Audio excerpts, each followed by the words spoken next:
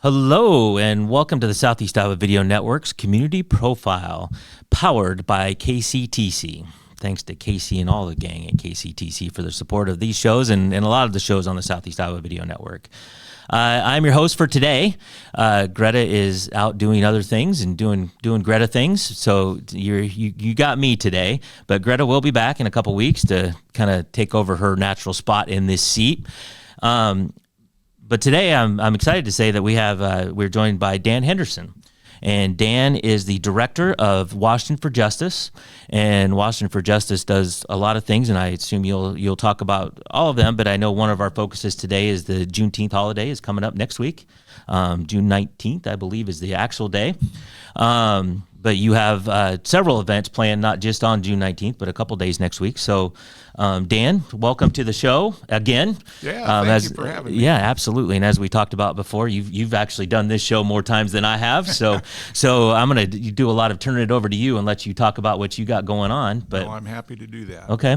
Well, how about we start with a little bit about Washington for Justice, kind of the things you're doing, and then Juneteenth, and not just what we're doing locally, but kind of the Juneteenth, how it started nationally and what that's all about.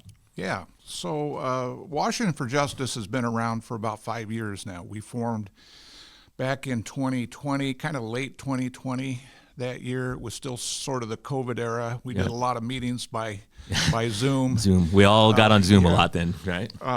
But one of the things that we started doing is a Juneteenth celebration starting in 2021. Okay. I'll talk about that in a minute. But we do a lot of things, and you can kind of put our activities into three buckets. One is education. Mm-hmm. We do a lot of programs that provide education for the community about racial issues, about justice, about what's going on in the world and around us, and how that might affect people in Washington. We do advocacy. So we are advocating for fairness, equal treatment for everyone. So in fact, we're going to be speaking at a county board of supervisors tomorrow, advocating for a civil rights ordinance. It's a long story. I won't go into all of that. It's in the Southeast Iowa Union last week. Yeah, it is. So we're doing that. And then service is the third bucket. So we do things like we just finished up this spring our first diaper drive, which is kind of an interesting concept because with inflation, a lot of families who have children in diapers still struggle to buy diapers. I mean, they're really expensive. They are really expensive. A lot more and expensive formula than and all when that I stuff, was, right? A father at home. But sure. But anyway, we did that, and then every Christmas holiday we do a food drive, which is even more necessary now because of inflation and so on. So we try to help the community, we serve the community, we try to educate, we try to advocate. Those are. So you're serving, a lot of the projects you're doing are for the whole community or for specific groups in the community? Well, both the food and the diaper drive are for anyone who's in need. And obviously the education programs we provide are for people who are interested and want to learn more. Right. And then the advocacy is really, that's probably a little more targeted because we feel that, certain groups or classes of people still may not be treated fairly. Right. And so we're working on their behalf. Sure. So, it's a broad organization, and we've been growing. We just became a nonprofit last year, so we do have nonprofit status. But I'll kind of zero in on Juneteenth, if that's all right. Sure, absolutely. A lot of people may not even realize this is a national holiday. It was declared national holiday, I think, in 2021. It might have been 2022. I can't remember the year. I think I wrote that down. Yeah, it was recent. But it commemorates June 19th. The year was 1865, and it was about 6 months after the Civil War. It was over. Mm-hmm. And of course, Lincoln had been assassinated in April. But there were still pockets of people around the South who didn't know the war was over, let alone that enslaved people were supposed to be free. Right. And so technically, the last group to find that out was on June 19th, 1865 in Galveston, Texas. And General Granger of the Union Army kind of rolled into town and read an announcement to both the slave owners and the enslaved people that enslavement or slavery is over. These people are now free. So you can imagine the joy and the importance of that, not only to those people who were enslaved. There were 4 million people enslaved at that time, not in Galveston, but across the South. But it really was a momentous moment in our history. And so it's been celebrated off and on throughout the decades.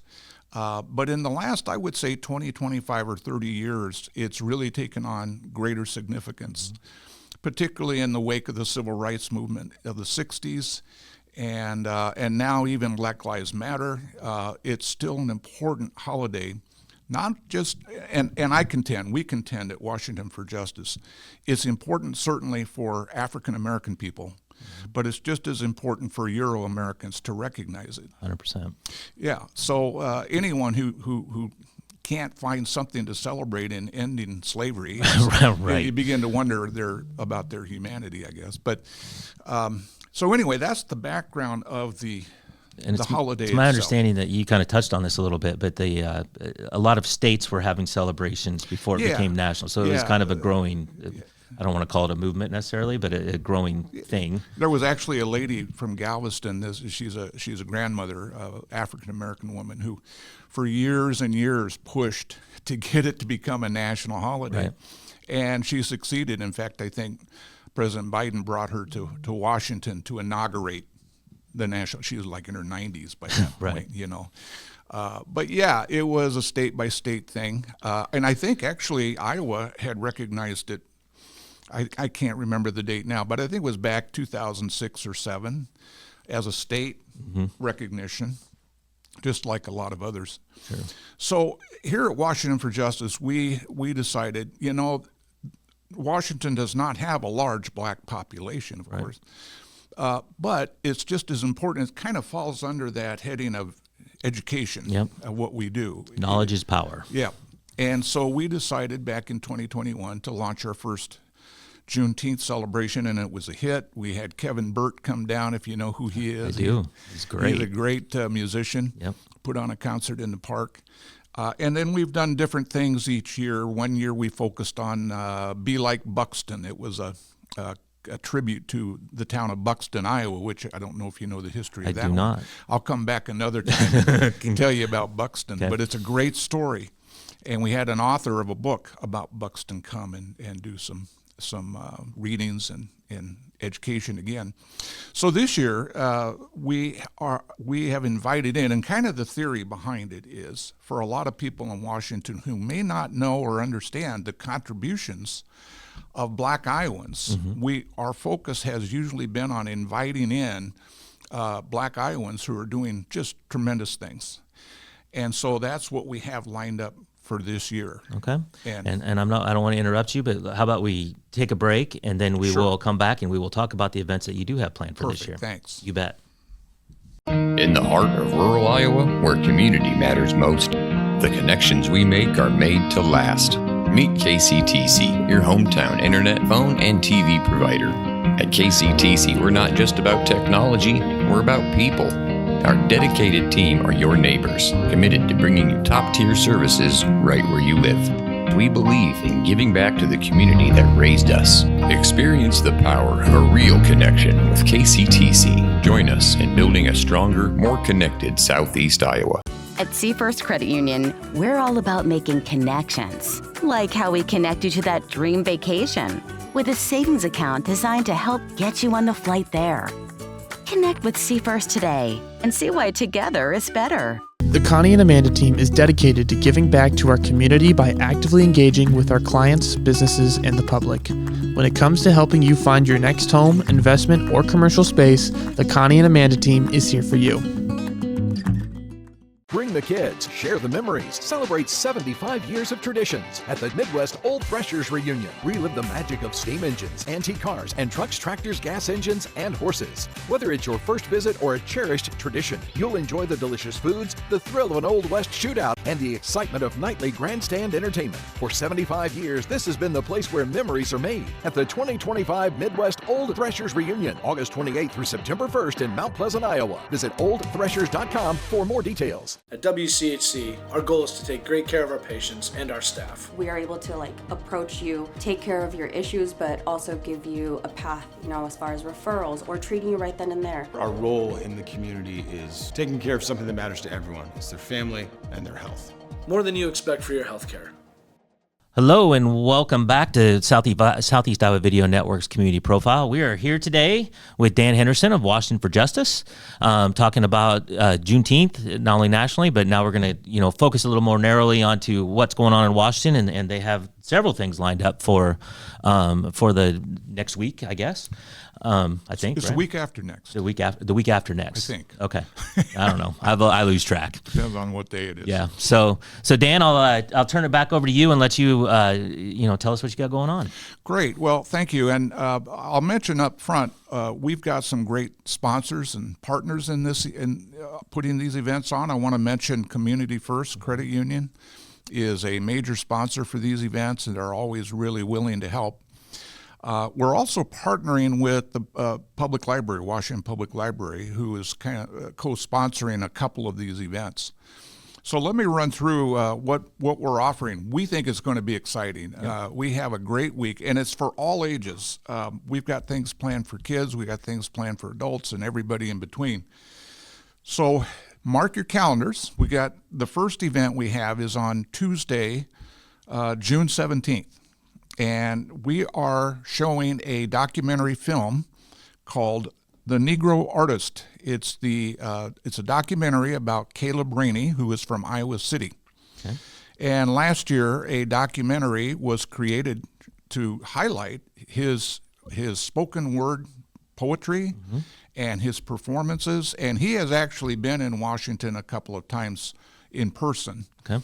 But I don't know that everybody has seen the documentary. The documentary is actually up for an Emmy. Oh, wow. In that category of documentaries. And so Caleb kind of goes back and forth between Iowa City and Grand Rapids, Michigan. Okay. Kind of lives in both places. But anyway, we're going to be showing that film at 6:30. At the end of the film, we have the great opportunity to have an online interview and question and answer time with the director of that film. Oh, fantastic. Yeah, his name is Nick Heftman. Now, Nick is a stellar director, producer of documentaries. He's worked with Disney, he's worked with CNN, I think, and so he's been around the block. He's got some credentials going for him. Which is why this one is probably up for an Emmy. Wow. But anyway, he's going to zoom in for us, and we'll have a conversation with him at the end of that of the program. Right. Nick splits his time between Des Moines and San Francisco. Okay. So I don't know where he's going to be, but we'll have him on the Zoom anyway. As long as you got Zoom, we kind of circle back to Zoom. We talked about Zoom earlier. And Zoom has changed things and made these things possible. Yeah, exactly. Now, the next event will take place on June 19th. That is actually Juneteenth, the day. And we're, again, partnering with the library. We have invited a woman who lives in Des Moines. Her name is Abena Sankofa. And Abena is an author and speaker, and she actually runs a consulting business of her own. Okay. And she is just a delightful person. I've met her on several occasions and have gotten to be friends with her, and she's just wonderful. So she will be joining us at 1 o'clock in the afternoon on June 19th. She is going to be doing a children's reading and talking about Juneteenth, teaching kids what Juneteenth is about in diversity and inclusion and the fight for civil rights. She's going to be reading her own book, which is called Omari's Big Tree and the Mighty Djembe, which is quite a title. It is. But She has gotten a lot of awards for her children's book. Okay. So she'll be reading that along with some other children's literature. So we want to invite all the parents out there that really want to give their children, it's a summer reading program anyway at the library. Right. So they do this kind of thing a lot. But they'll get a chance to meet Abena, and they can buy her book too if they want to. Sure. Well, later that day, 4 o'clock, we will be having an actual Juneteenth commemoration program, and Abena will be the speaker for that. But that event will also feature local musicians. We've asked Kaylee Wenger to put together. I don't know if she's got a duet or a quartet or what she's got, but she's planning a group to perform the song Lift Every Voice and Sing. It's a beautiful anthem. It's considered the Black national anthem, and so they will perform that, and we'll have a couple other speakers, but the key speaker will be Abena Sankofa. Sure. And by the way, she's wonderful. She has done TED Talks. She's kind of nationally recognized speaker. So also very credentialed. Yeah, she really is. Finally, so that's on the 19th, and then the next evening, on June 20th, Friday night, we are going to host a concert, and we have a really special guest for that. His name is D'Artagnan Brown. And some people in the audience may know that name if they like jazz or they like blues. He's been inducted into the Iowa Blues Hall of Fame, the Iowa Jazz Hall of Fame, and the Iowa Rock Hall of Fame. Oh, wow. He's a professional musician, but he's also an educator. He has spent most of his life in schools teaching kids the art of music, and especially he's kind of focused on electronic aspects of music and how to incorporate that into either writing music, performing music, and so on. So he's really a gifted man. So he will be here. The concert will start at 7. The doors will open, and this will be, by the way, at the Mills Seed Company building over on Iowa. It's the big building that says Mills Seed right across the top of it. You can't miss it. It's a big 3-story building. It's got Mills Seed Company written across the top, right?